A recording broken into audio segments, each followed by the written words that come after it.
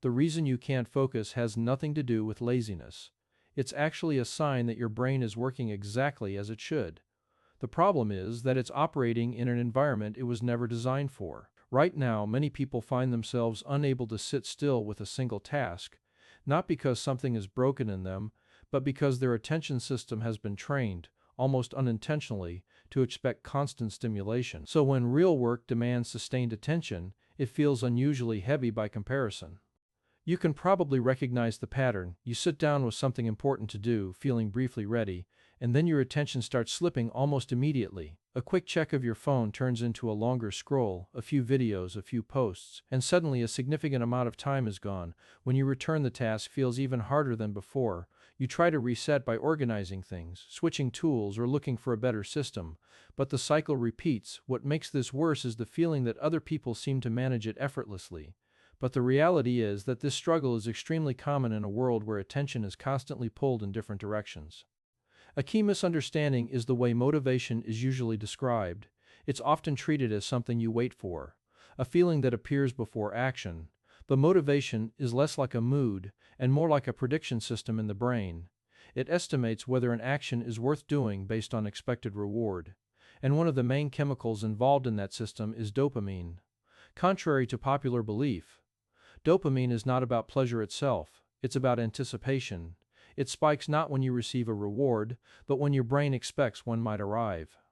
Modern technology takes advantage of this system very effectively. Social media, short videos, notifications, and endless scrolling are all designed to trigger constant anticipation. Each swipe or refresh gives a small prediction of something new or interesting. Over time, this repeated stimulation raises the baseline level of what your brain expects, like turning up the volume on a speaker. Everything quieter in life starts to feel less engaging by comparison. Deep work, reading, and long-term projects don't stop being valuable, but they start feeling unusually slow and unrewarding. This creates a mismatch. The brain is not broken, it is simply adapted to a high-stimulation environment.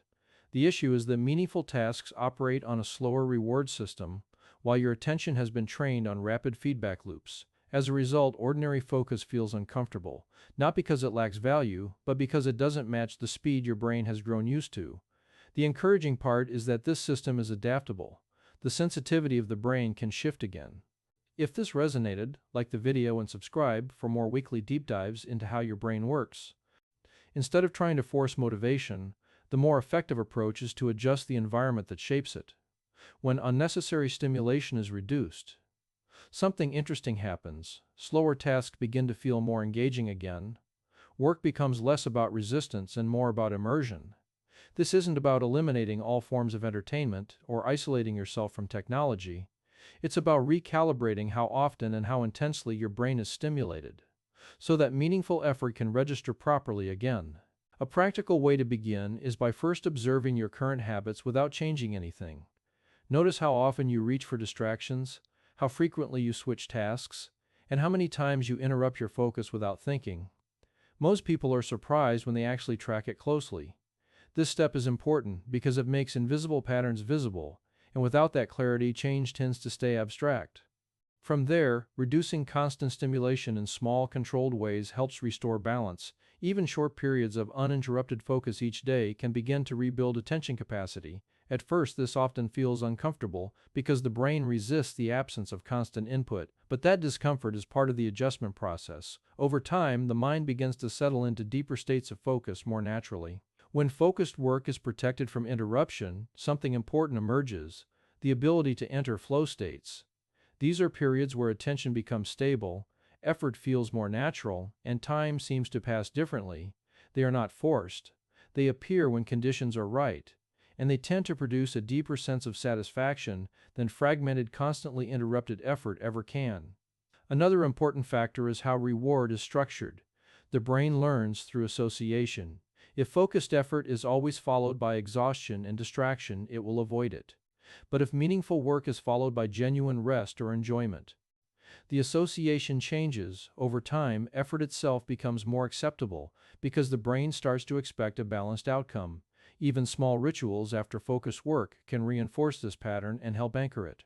Environment plays a large role as well. When distractions are immediately accessible, resisting them requires continuous effort. But when friction is added, such as removing easy access or creating distance from distractions, the default behavior shifts. The goal is not to rely on constant self-control, but to shape surroundings so that better choices become easier by default. When these changes are combined, the experience of focus gradually shifts. The first few days often feel restless because the brain is adjusting to reduced stimulation.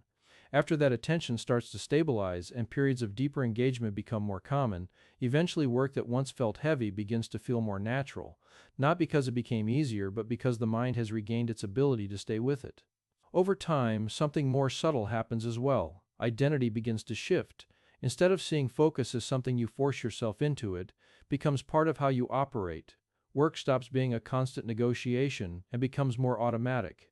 At that point, motivation feels less like something you chase and more like something that emerges naturally when conditions support it.